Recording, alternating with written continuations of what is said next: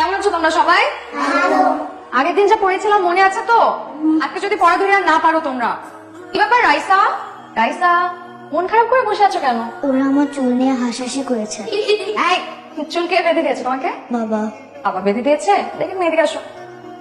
মন খারাপ করে না। তোমার মা কোথায়? আমার মা তো নেই। কেন? কোথায় গেছে? আমার মা আমাকে রেখে কান্নায় চলে গেছে। কেন? আমি জানি না, বাবা জানি না। চলো তোমাকে চুলটা বেঁধে দিই। Bye bye ma'am. কি ব্যাপার রাইসা, তুই এখন এখানে কেন? বাবা আসে নাই, তাই বাবার জন্য ওয়েট করছি। Oh, I'm so sorry. I'm late. So sorry. আজকে বাবা লেট না? বাবা ডালো মিস। ও হ্যালো, কেমন আছেন? ভালো আছি, আপনি কেমন আছেন? আমি আছি ভালো। রাইসা তো আপনার কথা খুব বলে যে আপনি ওকে খুব আদর করেন। রাইসা তো লক্ষ্মী একটা বাচ্চা, পড়াশোনায় অনেক ভালো। Thank you. চলো আম্মু বাড়ি গিয়ে। আপনি যদি কিছু মনে না করেন, আপনার নাম্বার থেকে আমাকে একটু দেওয়া যাবে? আমার নাম্বার জি নিশ্চয়ই। আপনার সাথে আমার একটু কথা ছিল, আমি রাইসার সামনে বলতে চাচ্ছি। কোনো অসুবিধা নেই। এখানে আপনার নাম্বারটা দিন। হ্যালো, আসসালামু আলাইকুম। আমি রাইসার টিচার। জি জি, আপনার নাম্বার সেভ করেন, বলুন না।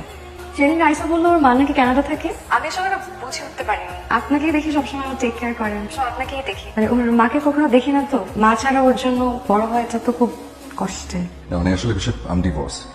ওর মা ব্যাংকে থাকে একদম। আমি এক্সট্রিমলি সরি, আসলে আমি না বুঝতে পারিনি। না ইটস ফাইন। আচ্ছা ঠিক আছে, আমি এত ফোন দিয়ে আপনাকে বিরক্ত করলাম। আচ্ছা জি ঠিক আছে, কোনো সমস্যা হলে আমাকে জানাবেন। আচ্ছা, ভালো থাকবেন। আল্লাহ হাফিজ। চলো চলো বাসায় যাই।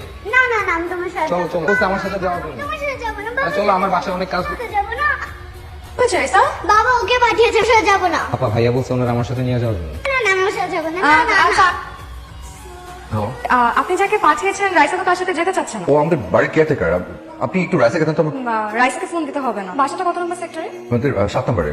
আমার বাসা তো 13 নম্বর সেক্টরে। আমি রাইসাকে ড্রপ করে দেবো, আপনি টেনশন করবেন না। Thank you so much. আমি আসলে একটা মিটিং এর মধ্যে আটকে গেছি দেখে আমি আসলে আসতে পারিনি। চলো, চলো। সরি, আমি ওই যে মিটিং এ আটকে গেছিলাম। Thank you. আসলে মানে আপনি কি বলে থ্যাংক না, ইউ না, বলার it's জন্য। okay. আসুন না একটু ভেতরে আসুন। হ্যাঁ মিস, আসো। কফি খেয়েছেন, আসুন। নিন। একদম হোমমেড। ও সরি, আপনি একা একা এসব কিভাবে করেন? আপনার অফিস থেকে রাইসা দেখাশোনা কে করে? আসলে অফিসে যেতে হয় না তো, মানে আমি ফ্রিল্যান্সিং করি তো ওই। আচ্ছা রাইসা, তুমি তোমার রুমে যে একটু খেলা করো, আমার তোমার বাবার সাথে কথা আছে।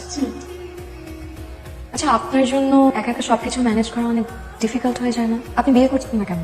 রাইসারা তো একজন মায়ের আদর দরকার আছে, ওকে মা ছাড়া বড় হবে। আর একটা মা এলে তিনি যে রাইসার ঠিকঠাক মতো টেক কেয়ার করবে, তাকে ভালোবাসবে, আপনার মা হয়ে উঠতে পারবে, এটা কি কোনো গ্যারান্টি আছে? এটা কি মানুষের পক্ষে সম্ভব? সম্ভব করার চেষ্টা করছি তো। সরি, অনেক পার্সোনাল কথা বলে ফেললাম। এর আগেও এসব নিয়ে অনেক কথা শুনেছি তো, আমি ইউজ টু। আমি মা ছাড়া বড় হয়েছি তো, আমি জানি মা ছাড়া বড় হওয়া কতটা কষ্টের। আমি আসলে